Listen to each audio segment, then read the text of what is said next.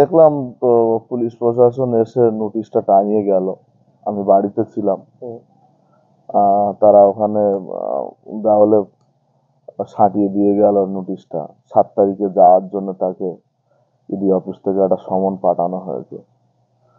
সেই জায়গায় দাঁড়িয়ে তার সঙ্গে তো আমার সেভাবে যোগাযোগ হয়নি, বা এখনো পর্যন্ত তার সঙ্গে কোন রকম আমার যোগাযোগ নেই। এখন যেটা সংবাদ মাধ্যমে বিভিন্ন ভাবে দেখতে পাচ্ছি, তিনি বিভিন্ন ভাবে আইনি সহায়তা নিতে চাইছেন। অর্থাৎ সেই জায়গায় দাঁড়িয়ে হয়তো এই সমনের পরিপ্রেক্ষিতে তিনি আবারও আইনজীবীদের সঙ্গে কথা বলে যে যা সম্ভব কি যা সম্ভব না সেটা তিনি বলতে পারবেন ব্যক্তিগতভাবে বলে মনে করি। বাড়ির পরিবেশ, আমার পরিবার কয়েকদিন আগে ওরা মানে এতটা অতিষ্ঠ, মানে বাড়ির বাইরে বেরোতে পারছে না, না পেরে ওর বাচ্চাগুলো মামার বাড়িতে কদিন বেড়াতে গেল। একেবারে একঘরে, মানে একটা অস্বাভাবিক জীবন যাপন। বাড়ির সামনে পুলিশ পিকেট, চারিদিকে সিসি ক্যামেরা, নিজেদের বাড়িতে নিজেরা ঘরবন্দি হয়ে থাকার মতন একটা পরিবেশ। এরকম পরিস্থিতি হতে পারে এটা আমরা কোনোদিন ভাবতে পারিনি। একেবারেই ঘরবন্দি দশা, তো একঘরে টাইপেরই। বিষয় হচ্ছে, দেখুন আমি একটা কথা বলে মনে করি, যেভাবে একের পর এক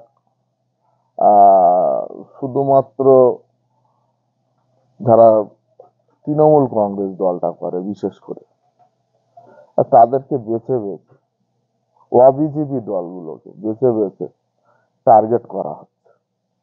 অর্থাৎ এই জায়গায় দাঁড়িয়ে তারপরেও আমরা বলবো আইনের ওপরে পূর্ণ আস্থা রাখছি। এই কারণে নিশ্চয়ই আইন সবার ঊর্ধ্বে। আর আমি মনে করি শেখ শাহজাহান রেশন দুর্নীতির সঙ্গে জড়িত নয়।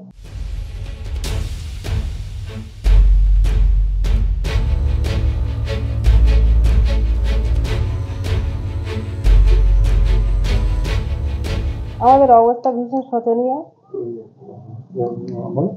হ্যাঁ, আমাদের পারিবারিক দিক থেকে অবস্থা ভীষণ শোচনীয়। আমরা যে বাইরে বেরোবো নিজের স্বাধীনতার সঙ্গে, সেরকম মানুষের মেয়েদের কাপড় চোপড় তো সবসময় ঠিক থাকে না। এবার পারিবারিক একটা বিষয় আছে যে আমরা চলাফেরা করবো নিজের আয়ত্তের মধ্যে, সেই রকম তো আমরা পাচ্ছি না। বাচ্চা কাচ্চা খেলা করছে, এদিক ওদিক চলে যাচ্ছে, আমরা সেইভাবে ওদের ট্যাগল দিতে পারছি না।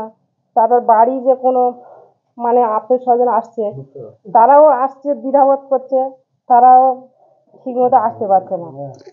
আর বিশেষ করে কি এটি সামাজিক বয়কট এক ঘরে? হ্যাঁ, অবশ্যই আমরা একদম এক ঘরে, মানে অন্ধকারের মধ্যে পড়ে থাকা যেরকম অন্ধকারের মধ্যে আছি।